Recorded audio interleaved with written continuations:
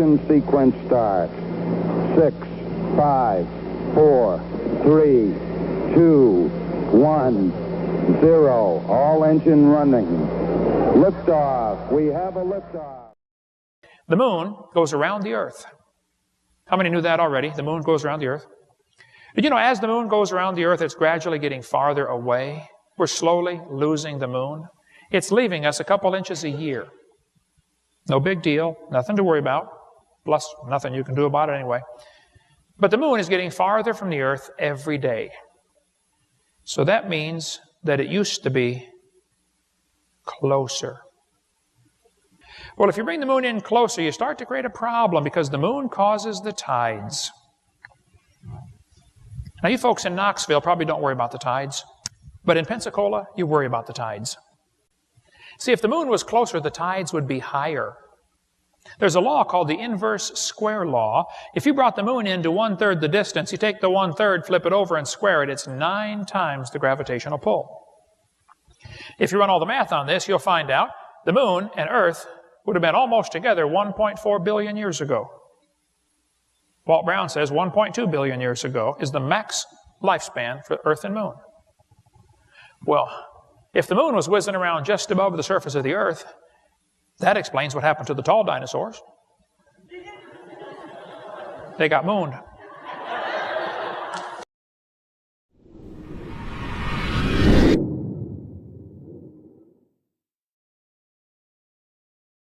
And dinosaurs lived recently. You know, when I was growing up at Berkeley, they told me dinosaurs haven't existed 65, 70 million years. They all became extinct. That a human being never saw a dinosaur. When I was an evolutionist, I believed that. I don't anymore.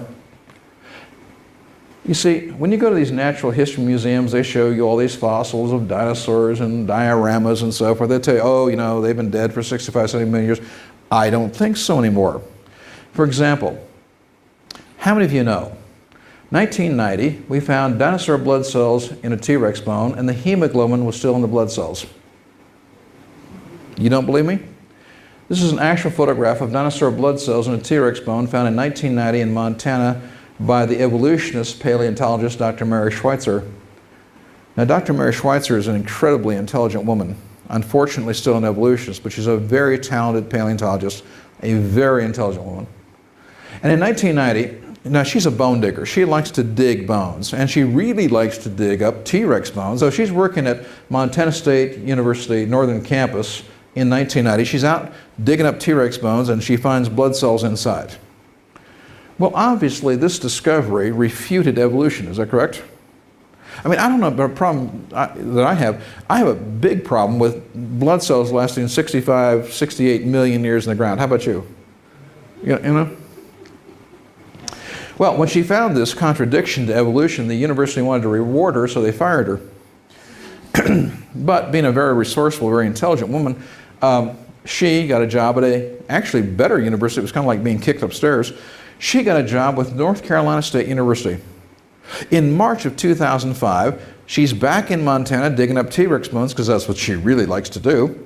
And she found this, dinosaur flesh. This is real, fresh dinosaur flesh. It was soft, moist, resilient. You could squeeze the blood out of it. This little ligament right here was still elastic. You could pull it apart and it would snap back together. This is a blood vessel. These are blood cells. She is asking this question. How could these cells last for 65 million years? I think she's asking the wrong question. I think the question she should be asking is, are they 65 million years old?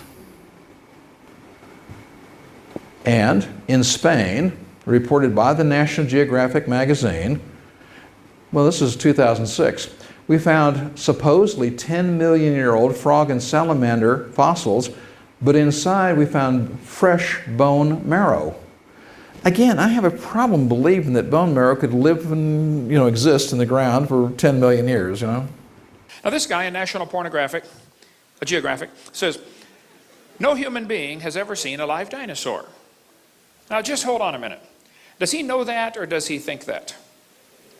He thinks that. There is no possible way he could know something like that unless he talked to everybody that ever lived. Do you think he talked to Adam and Eve before he wrote that? Did he talk to you before he wrote that? No, okay. That's just not something you can know. The Bible says, in the beginning, God created the heaven and the earth. It says, in 6 days, the Lord made heaven and earth, the sea, and all that in them is. Well, if he made everything in 6 days, then Adam must have seen dinosaurs. There's just no two ways about it. From the creation 6,000 years ago, up until the flood, 4,400 years ago, the world was very different.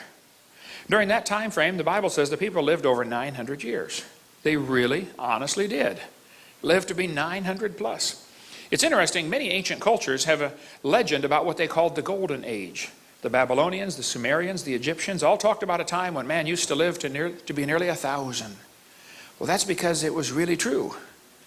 They really did live to be almost 1,000. And yesterday we covered how reptiles grow all their life. Reptiles never stop growing. So dinosaurs were big lizards that lived with Adam and Eve in the Garden of Eden. They did not live millions of years ago. So the obvious question would be, well, did Noah take dinosaurs on the ark? Dinosaurs on the ark? Well, I hope he kept the woodpeckers in a steel cage of some kind. That'll be important later. People say, dinosaurs on the ark. Now, Hovind, they're kind of big, aren't they? Yeah, the big ones were big, but the little ones were little. See, Noah was 600 years old when he built that boat, okay? He's probably smart enough to figure out, you don't have to bring the biggest ones you can find, okay? You bring 2 babies. Just be sure to get a pink one and a blue one. That'll be important later, okay? There are all kinds of reasons for bringing babies on the ark, okay? You bring babies because they're smaller. Well, duh. You know, the biggest dinosaur egg is smaller than a football. You bring babies because they weigh less, they eat less, they sleep a lot more. They're tougher. Plus you bring babies because after the flood, they're going to live longer to produce more offspring, and that's the reason you're bringing them. Why on earth would you bring big elephants on the ark? I mean, that would be stupid for multiple reasons, okay? Why would you bring big giraffes? Just bring babies of everything, young ones. God told him to bring 2 of every sort. Not 2 of every species. 2 of every sort. He said bring them after his kind, after their kind, after his kind, after his kind. I mean, the Bible's, real clear on the topic. You bring the kinds of animals, not the species. And you only have to bring those in whose nostrils was the breath of life, and only those on dry land. Noah did not have to bring any fish on the ark. They had plenty of water outside, okay? He also did not have to bring any bugs on the ark because bugs don't have nostrils. Bugs breathe through their skin, through spiracles. Insects were not required to be on the ark. Insects can survive a flood just fine. Go any place where there's been a flood, after the water goes down, walk out into the mud and tell me the first thing you notice. Bugs by the bazillions, right? Yeah, insects did not have to go on there. Some of them might have been on there, but they didn't have to be. Noah did not take 400 pairs of dogs on the ark. Noah probably never saw a chihuahua in his life. This one professor was getting very angry. I seem to do that to them. He said, Mr. Hovind, do you realize there are nearly 400 varieties of dogs in the world today? I said, sir, I have no idea how many, but 400 sounds good. He said, do you mean to tell me that you believe all those dogs came from 2 dogs on Noah's ark? You want me to believe that?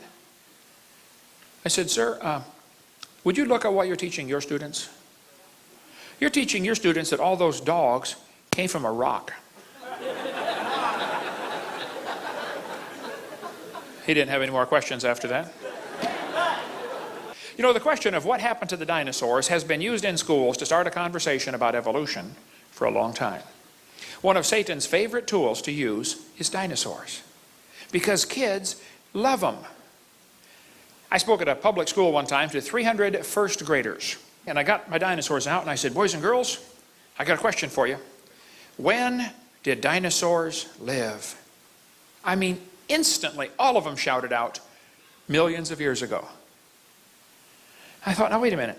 These kids are in first grade, okay? They can barely read. How do they believe that already? Where have the Christians been teaching the truth about creation? But anyway, there are 16 theories of what happened to the dinosaurs. One theory says an asteroid struck the Yucatan Peninsula in Mexico and killed them 65 million years ago. A scientist here in Indiana said the dinosaurs killed themselves off with their own flatulence. They could not stand the heat. I'm not sure what to do about a theory like that, but here's the real reason they went extinct. Smoking. Yeah. Anyway, what made the dinosaurs go extinct? Dinosaurs had two problems. Number one, the climate change. Number two, was probably worse, people hunted them. They killed them. Now, they didn't call them dinosaur, though. They called them dragon. See, the word dinosaur wasn't made up till 1841. So for most of human history, these creatures are called dragons. Did you know dinosaurs not even in the dictionary in 1891? For most of human history, they were known as dragons. Now, dragons are mentioned in the Bible 34 times. But they called them dragons. Dragons are listed in the dictionary in 1946 as now rare. As the population of people began to grow after the flood, the population of dragons began to go down. Because nobody wants to live next door to a dragon. Well, that's exactly what happened to the dragons. Man, if you could figure out a way to kill a dragon, they'd be telling stories about you around the campfire from now on. People killed dragons for meat because they were a menace, to prove you're a hero, to prove you're superior, competition for land, or for medicinal purposes. Many ancient recipes call for dragon blood, dragon bones, dragon saliva. Why? Gilgamesh is famous for slaying a dragon. A Chinese legend tells about a guy named Yu that surveyed the land of China. It says after the flood, he surveyed the land and divided it into sections. He built channels to drain the water off to the sea and make the land livable again. Many snakes and dragons were driven from the marshlands. Yeah, that's just normal. If you want to build a city, you got to, drive off the dragons and then build your city. I mean, it was expected. You got to drive the dragons off. Okay? Why would the Chinese calendar have 11 real animals, the pig, the duck, the dog, and a dragon? Why would they put a mythical animal in there? Could it be that at the time they came up with these 12 symbols, there were 12 real animals? Here's one of the oldest pieces of pottery on planet Earth. It's a piece of slate from Egypt, first dynasty of United Egypt. It shows long-necked dragons. Why would they put long-necked dinosaurs on pottery 3,800 years ago? Here's two long-necked dinosaurs with a sheep in between their mouths. Here's a hippo tusk from the 12th century BC showing an animal with a long neck and a long tail. Here's a cylinder seal showing what appears to quite obviously be long-necked dinosaurs. But why would they put carvings of dragons on a brick wall 2,600 years ago? Maybe because they knew about dragons? They're still there. You can go see them. A friend of mine was there as a soldier. He said, yep, they're still here. Dragons still on the wall from 2,600 years ago. Ishtar Gate is covered in them. Lions and dragons. St. George is famous for slaying a dragon in 275 AD. Beowulf slew 2 dragons and the third one killed him. The story tells us Beowulf killed Grendel the dragon by pulling off one of its arms, and the creature bled to death. Pulled off his arm? Well, they found a Babylonian cylinder seal showing a guy pulling the arm off a dragon. Interesting. An Irish writer said they killed a dragon with iron nails on its tail. Well, Stegosaurus certainly had big spikes on his tail, that's for sure. So did several other animals, but here's a Viking woodcut showing a dragon swallowing a guy. This is from the 11th century, 1,000 years ago, okay? The Vikings put dragon heads on their ships 1,000 years ago. Why would they do that? Well, they knew about the great dragon of the sea. They called it the Kraken. Marco Polo lived in China for 17 years. When he came back, he said, the emperor is raising dragons to pull chariots in his parades. Why would he say that? Oh, probably because the emperor was raising dragons to pull chariots in his parades. That's my theory. Yeah, okay. In 1611, they appointed the post of royal dragon feeder. Why do you need a royal dragon feeder? Let me guess, to feed the dragon. Yeah, right, okay. There's a 13th century castle with dragons on it. There's a grave from the 15th century showing and carved in brass 2 long-necked dinosaurs. 16th century castle has dragons on it. We've got 7 coins in our museum on loan. They're silver dollars from 1500s to 1600s, real silver dollars. All of them show somebody slaying a dragon. It was common 400 years ago. Everybody knew about slaying dragons. Of course, you got to slay the dragon. That's just standard procedure. Save the dragon, rescue the princess, or whatever. I don't know. But here's a Russian medallion showing a guy killing a dragon. Bulgarian postage stamp has somebody killing a dragon. The crest of Lithuania shows somebody killing a dragon. A city in France was renamed Nerluk to honor the man who slew the dragon. Indians carved dinosaurs on the walls of the Grand Canyon. Why would they put dinosaurs on the walls of Grand Canyon? Maybe because they hunted dinosaurs around there. In 1925, some guys took a raft trip down one of the canyons out west, and they wrote a report. They saw one of these dinosaurs, and they said the fact that some prehistoric man made a pictograph of a dinosaur on the walls of this canyon upsets completely all of our theories. Oh, they upset his theories. Oh, no. He said about a year ago, a photograph of a dinosaur was shown to a scientist of national repute who was then specializing in dinosaurs. He said, it's not a dinosaur, it's impossible. Because we know dinosaurs were extinct 12 million years before man appeared on Earth. Oh, hold on just a minute, okay?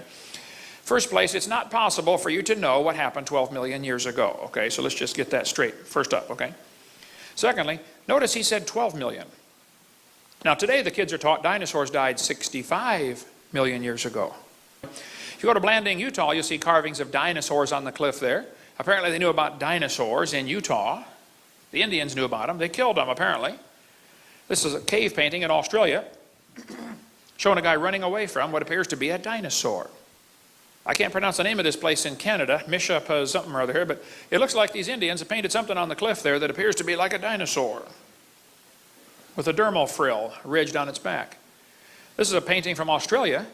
These guys are all dancing around what quite obviously looks like a dinosaur. Apparently they're upset because it ate their friend. Okay, there's the friend inside. This guy says nobody's ever seen a dinosaur. Well, why did they put them on their cave paintings? Why did they put them on ancient pottery? Why do we see so many legends of dragons if nobody's ever seen one? In 1535, the Spanish conquistadors came through that area and they found stones with strange animals on them. They sent some back to the King of Spain and said, what on earth are these animals carved on these rocks? The king said, I have no clue. Today they're called the Ica burial stones from Ica, Peru. These stones show dinosaurs on them. The Nazca burial stones from about the time of Christ, plus or minus a few hundred years. Strange things are found on these Ica stones in Peru, but quite a few of them, over 500 I believe, show dinosaurs. Why would they have dinosaurs and humans on the same stones? Well, because people lived with dinosaurs. Here's one from our museum. Shows a dinosaur holding a guy by the head. This one we've got shows what appears to be a guy cutting the head off the dragon because the dragon killed his friend. You can see the friend's body is inside, but his head's missing. This guy's jabbing one through the throat with a spear. This one's hard to see, but he's shoving the spear down the dragon's throat. This one, the dragon's got the guy by the arm, and apparently his spirit is leaving. He's flying off into heaven, or wherever they go when they die in their culture, you know. Some of them show circles on the side. Now that's kind of interesting. Why would they put circles on the side of the dinosaurs? Well, nobody ever found dinosaur skin until about 20 years ago, when fossilized dinosaur skin was found. It's very interesting. The dinosaur skin has circle patterns on it. They had to see a live one to know to put that on the stones, because you couldn't tell that from the bones. We got some dinosaur skin in our museum in Pensacola. Recently, they just found unfossilized soft dinosaur tissue. Soft dinosaur tissue? So now the brilliant scientists are trying to figure out how could tissue stay soft for 70 million years? The thought will never cross their brain to question that maybe it's not 70 million years old. I mean, that thought will never enter their head, okay? This guy's cutting the head off a dragon. There's a guy riding one. Pottery was found with dinosaurs on it. A mummy was found in a tomb wrapped in a blanket, and all around the blanket were dinosaurs. Why would they put dinosaurs on their blankets? Why would they put them on their pottery? Why would they carve them on cliff walls? Why would they put them on their waistbands? In Acámbaro, Mexico, 56,000 ceramic figurines of dinosaurs were found. They knew about them in central Mexico. They have always lived with man. They did not live millions of years ago. But everybody today is saying dinosaurs lived millions of years ago. Nobody's ever seen one. Yeah, I think they have, okay. An Italian peasant killed a dragon that was bothering his cows. They had it stuffed and mounted for a museum display in 1572. This lady sent me this picture of the dragon found in Utah. Said, Brother Hovind, looks like a dinosaur to me, carved on the cliff up here. How many of you were here when God built the earth? Was anybody here when God made the earth? Only a couple of Mormons, okay. Yeah. Did it ever occur to you that nothing ever occurred to God?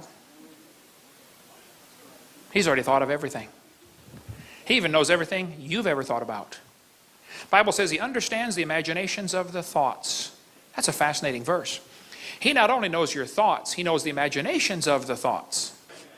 Job 38:4. God said, declare if thou hast understanding. Who hath laid the measures thereof if thou knowest? Question mark.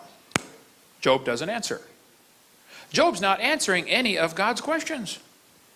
God said, hast thou entered into the springs of the sea? Did you know scientists didn't even know there were springs in the sea until 1977? Just discovered. Science is very slowly catching up with a few parts of the Bible. God said, where is the way where light dwelleth? Now that is fascinating. I taught physics. Did you know light doesn't stay in a place, it's in a way. It's always moving. But then it says, as for darkness, where is the place thereof? You know the speed of light, 186,282.4 miles per second. Do you know what the speed of dark is? 0. Darkness cannot move. Now think about it. We are the children of light. We are supposed to be on the move, you know, get something done for God. Anyway, verse 24. By what way is the light parted which scattereth the east wind upon the earth? Now wait. Is God telling Job that the light causes the wind? He sure is. And you can ask any weatherman, that's exactly correct. The sunlight causes the wind patterns. The ground heats up, expands the air. We have wind on earth because of the light. Just like God said 4,000 years ago. God said, canst thou send lightnings? Boy, it's a good thing I can't. God said, canst thou send lightnings that they may go and say unto thee, here we are? Now wait. Is God telling Job that electricity can be used to send a message? Like radio, cell phone? Electricity sends a message 2 different ways. Through the electricity through the wire and also through the electromagnetic force, the radio waves coming off of it. God told Job that 4,000 years ago. Marconi and them guys had discovered it in the last few hundred years. God asked Job 84 questions. Job never answered one. These are the kind of questions that don't need an answer. The question was designed to change the person's attitude. See, Job had the same problem that most of us have. He did not have a good appreciation for who God was. Come to chapter 40. God said, behold now behemoth. Well, what on earth is a behemoth? Well, whatever it was, Job could behold it. Because God never tells you to do something you can't do. See, God would not say, behold now behemoth, if he could not behold now behemoth. That's deep theology, I know, okay, but think it through, all right? Now, some reference Bibles say behemoth is probably the elephant or hippopotamus. Oh, that is ludicrous. I believe behemoth is the long-necked dinosaur. Now, there are 13 different long-necked dinosaurs. I think behemoth is the brachiosaurus. It says he eats grass as an ox. Some people say, hey, my Bible says elephant and elephants eat grass. Well, duh, bunny rabbits eat grass too, okay? A lot of animals eat grass, right? Look at the next verse. His strength is in his loins, his force is in the navel of his belly. The biggest part on him is his belly. And they say, well, elephants have a big belly. Yes, I know. Hippopotamus have a big belly. Brachiosaurus had a big belly. He has a big belly. He moveth his tail like a cedar. Now, hold on a minute. His tail is like a cedar tree. Have you ever seen an elephant's tail? I mean, would that remind you of a cedar tree? Or a hippo tail? Not like a cedar tree. Now, Brachiosaurus tail, yeah, that's a little more like a cedar tree than the rest of them, okay? You know, before they put those footnotes at the bottom of the Bible, I think they should be required to read the passage at least once. And then comment on it, okay? Next verse says, his bones are as strong pieces of brass. His bones are like bars of iron. He has big, heavy-duty bones. And they did. This is a real dinosaur toe bone I've got in my museum in Pensacola. One of the knuckle bones from a brachiosaurus. And the reason he had those big toes is because he had a big foot. There's a kid taking a bath in a brachiosaur footprint. Picture's on the book right here on the steps. And the reason he had that big foot is because he had a big leg to hold up. His front leg is 20 feet tall. The biggest dinosaur found so far is 60 feet to the top of the head. Found in Oklahoma. They say when it was alive, it probably weighed 100 tons. You would be deeply impressed by him. You would be road pizza. Says he's the chief of the ways of God. He's the chief. That's the Hebrew word resheth, which means he's the chief, he's the principal, he's the biggest animal God ever made. Well, that would not be the elephant or hippopotamus. It'd be the Brachiosaurus.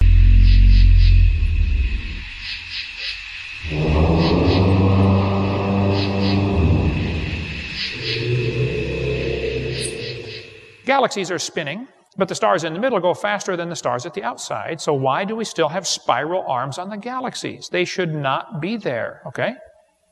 Galaxies are evidence that the Earth, the universe at least, is not billions of years old. Stars are blowing up all the time. It's called a supernova or a nova. But a star blows up about every 30 years, and yet there's less than 300 supernova fragments that have been found, remnants. That's only a few thousand years worth of stars. Why aren't there billions of supernova remnants? Some people say, well, new stars are forming in Crab Nebula or Eagle Horsehead Nebula. No, that's a bunch of baloney. Nobody's ever seen a star form.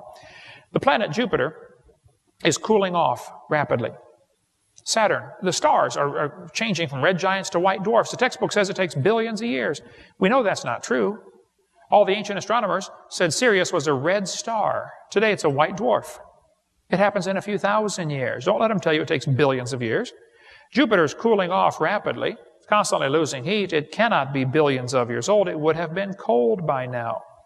Jupiter's moon Ganymede has a strong magnetic field, indicating a liquid core, meaning it is not billions of years old. Saturn's rings are expanding away from the planet. They cannot be billions of years old. Comets are flying around through space, but comets are constantly losing material. I mean, stuff blows off the tail of a comet. You can't just keep losing, okay? Pretty soon it's gone. Well, these comets are always losing material. That's something you just can't keep doing forever. Most astronomers say, comets can't last more than about 10,000 years. Okay, well then I have a question. Why do we still have comets out there? They should all be gone by now. Well, this one scoffer on his website said, Hovind, don't you know that a Dutch astronomer back in 1950, his name was Jan Oort, he proposed, it means he hoped, he wished, he prayed, that there was a great shell of comets out there, and new ones keep coming in to replace the old ones that are burning out. So he said, the reason we still have comets is because new ones are replacing the ones that are burning up. They called it the Oort cloud of comets. Nobody's ever seen this Oort cloud. Oort never saw the Oort cloud. The whole thing's based on a mathematical mistake. There is no Oort cloud. Even Carl Sagan said, many scientific papers are written each year about the Oort cloud, its properties, its origin, its evolution, yet there's not a shred of direct observational evidence for its existence. There is no Oort cloud. But this scoffer on his website said, Hovind, if you want to use the comet argument, to prove the Earth is young, it's up to you to prove, beyond a shadow of a doubt, that the Oort cloud and other sources don't exist. Wait.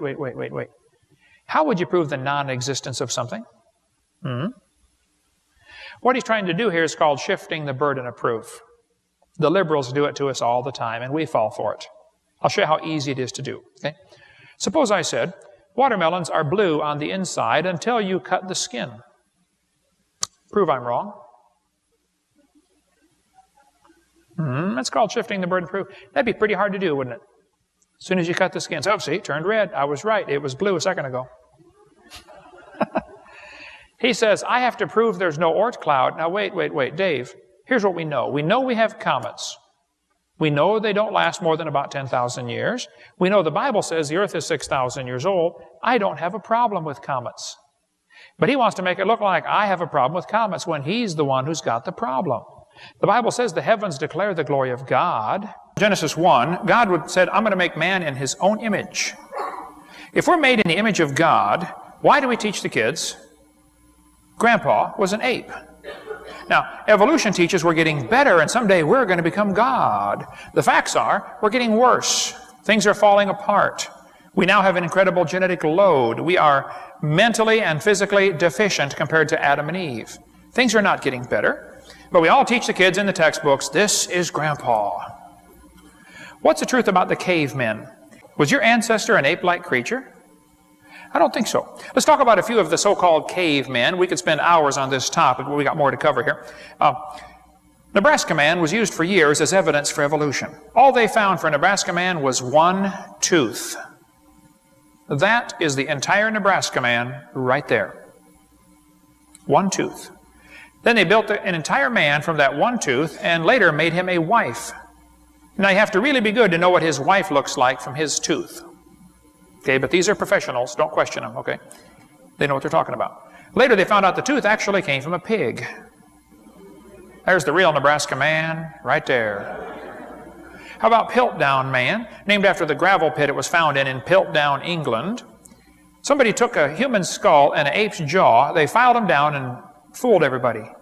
In 1912, they discovered the Piltdown man. It was in the New York Times. Darwin theory proved true from the Piltdown man. It was going to be used in 1925 at the Scopes monkey trial as part of the evidence for evolution. But the judge said the question is not, is there evidence for evolution? The question is, did he violate the law of teaching? So he was found guilty of breaking the law. Piltdown man was a hoax. Somebody had taken an ape's jawbone and a human skull, broke the TMJs off, made them fit together, and fooled everybody, filed the teeth down. For 40 years, it was in the textbooks as proof for evolution. It was a fraud, exposed as a fraud, 1953. Neanderthal man is still in your textbooks, used in your town here in Knoxville, Tennessee. But it's been proven years ago it cannot possibly be a missing link. Back in 1856, they found a skeleton petrified, a man petrified in this valley called the Neander Valley, and they named it Neanderthal man. The back was bent over. Well, apes walk on 4 legs and man walks on 2, so when the Darwin's theory became popular, they resurrected the Neanderthal man and said, oh wow, maybe he's slowly evolving, he's coming up. Well, they've known from the very beginning it was an old man with arthritis who's slowly going down. He's not coming up at all. He's headed down. But they still keep him in the textbooks. About 300 Neanderthals have been found. Their brains are bigger than ours. Their bone structure was incredibly strong. They said they had so many muscles that the average Neanderthal could probably pick up the average NFL linebacker and fling him over the goalpost. Phenomenal strength in the Neanderthals. They gave the same skull to 9 different artists and said, what did he look like in life? They got 9 different answers. They said, what would you like him to look like? We're artists, you know. We can make him, you want him ape-like or human-like? You tell us what you want. We'll do it. Jack Cuazzo, a friend of mine from New Jersey, has been a dentist for 32 years. He studied the actual Neanderthal skulls in Europe. He said, these Neanderthals are just perfectly normal humans that are living to really great age. See, before the flood came, the people lived to be 900. After the flood, lifespans dropped off to 400, and then 200, and then 100. But that's still a long time to live. And it's a simple fact, the bones of your eyebrow ridge never stop growing. So if you could live to be 300 or 400 years old, your eyebrow ridge would stick way out. We are aware that the ancient species of humans, like the Neanderthals, looked a little bit different from us. But the most obvious dissimilarity is that our archaic predecessors possessed a pronounced and quite distinctive brow ridge, which differs from our own flat and vertical foreheads. For scientists, this marked difference between us and them has been the most difficult to explain. Is it really that difficult to explain? Or are they hiding from the obvious truth? Let's explain. A Neanderthal skeleton and skull is identical to a modern human, besides a few key features. The bones are thicker, more fit, stronger. Also, the wisdom teeth fit perfectly, unlike today. Now, a lot of people don't realize or know that the human brow of any person grows their entire life, just like their ears. It's why you always see an old person, like an old man, who has a very defined brow. So if you were to live 3 or 4, 500 to 900 years, then that much larger brow, like you see on a Neanderthal, is exactly what you would expect to see. Neanderthals are proof of people living 500, 600, 900 years. The golden age. It doesn't take much to look a little bit different, and their lifestyle back then was totally different than how we live today. We're soft today, we're in cars, we're sitting on couches. We're totally changed, and we're also a copy of a copy of a copy of a copy from the original Adam and Eve creation. So we are declining, we're getting weaker, and anybody you talk to at least should agree that we are declining. University geneticist claimed that the human Y chromosome was crumbling before our very eyes and that the demise of men was imminent. The Y chromosome certainly shows signs of overall decay, as do the other chromosomes. Human genetic decay is a real phenomenon, but it flies in the face of evolutionary ideas. According to evolutionists, all the complex coded information in our genomes supposedly arose through a slow accumulation of random changes called mutations. However, what we see with the Y chromosome is that such natural processes consistently degrade the genetic instructions as opposed to create them. Since the time of Adam, we live in a decaying world, just as the Bible says. They say the humans and the orangutans are 96% similar in their DNA. And that proves a common ancestor 15 million years ago. Well, now hold on a minute. Barney Maddox was the leading genome researcher on the DNA project. He said, folks, the difference between the human and his nearest relative, the chimpanzee, is at least 1.6%. He said that doesn't sound like much, but calculated out, that's a gap of 48 million nucleotides, and a change of only 3 nucleotides is fatal to an animal. There is no possibility of change. They used to think we were 98.4% similar. They've now discovered it's actually 5% difference. So there are hundreds of millions of differences between humans and chimpanzees. His nearest relative, the chimpanzee, that's stupid, okay? Now, some of my ancestors swung by their necks, no question, but none of them swung by their tails, okay? Now,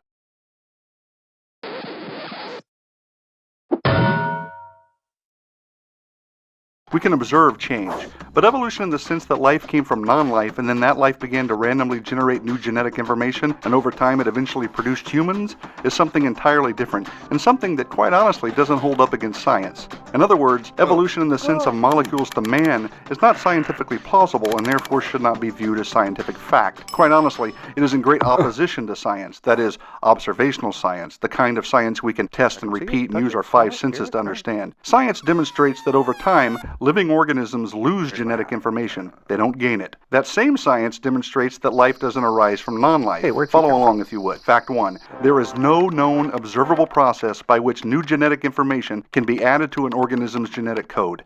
None. That pretty much refutes evolution right away because there's no way to go from a fish to an amphibian without adding new information, right? If living organisms cannot produce new genetic information, how can anything gradually change into something of higher intelligence or form or complexity? That is, how can anything evolve from an amoeba to a man without adding new genetic information? The answer, of course, is that it can't. Plain and simple. Now, some have speculated and they have imagined all kinds of things and they brought in artists to produce creative renderings based on guesses, and they have been successful in telling a very convincing story that humans evolved from ape-like creatures.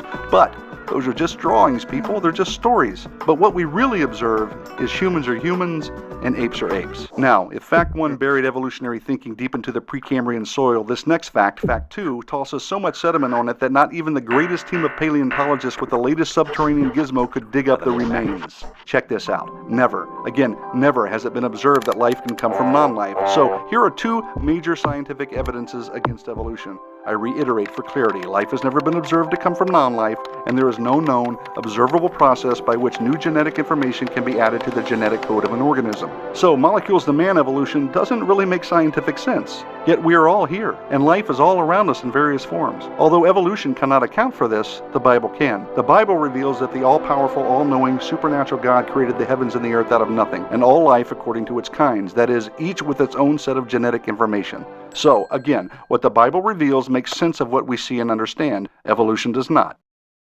I am confused. Being philosophically consistent and being a very honest person, I'm sure you can tell me where God came from. And in addition, once you've told me where God comes from, please try to clarify how you can figure that a spiritual force can have an impact on a material universe to create it. I think that some years ago we already talked about that kind of thing in philosophical circles at any rate, by posing the question, if angels are made of spiritual matter and a pen is made of material matter and spiritual matter displaces no space How many angels can dance on the tip of a pen? I have a sense of sort of reversal experience here, but please do, go ahead. Well, you got 5 minutes. Now, I just want to know which question. That's all right. You may take the rest of the minute. We're supposed to do one question at a time. Which one would you like? That was part of the format for the debate. So which question? I want you to fill in the story of the rest of the beginning of the universe. God, spiritual matter, impact on material matter. Okay. So 2 questions. All right. Go ahead. All right, your question, where did God come from, assumes that you're thinking of the wrong, obviously it displays that you're thinking of the wrong God, because the God of the Bible is not affected by time, space, or matter. If he's affected by time, space, or matter, he's not God. Time, space, and matter is what we call a continuum. All of them have to come into existence at the same instant, because if there were matter but no space, where would you put it? If there were matter and space but no time, when would you put it? You cannot have time, space, or matter independently. They have to come into existence simultaneously. The Bible answers that in 10 words. In the beginning, there's time. God created the heaven, there's space, and the earth, there's matter. So you have time, space, matter created, a trinity of trinities there. Just, time is past, present, future. Space has length, width, height. Matter has solid, liquid, gas. You have a trinity of trinities created instantaneously, and the God who created them has to be outside of them. If he's limited by time, he's not God. The guy who created this computer is not in the computer. He's not running around in there changing the numbers on the screen, okay? The God who created this universe is outside of the universe. He's above it, beyond it, in it, through it. He's unaffected by it. So the concept that a spiritual force cannot have any effect on a material body, well then I guess you'd have to explain to me things like emotions and love and hatred and envy and jealousy and rationality. I mean, if your brain is just a random collection of chemicals that form by chance over billions of years, how on earth can you trust your own reasoning processes and the thoughts that you think? Okay, so your question, where did God come from, is assuming a limited God. And that's your problem. The God that I worship is not limited by time, space, or matter. If I could fit the infinite God in my 3-pound brain, he would not be worth worshiping, that's for certain. So that's the God that I worship. Thank you.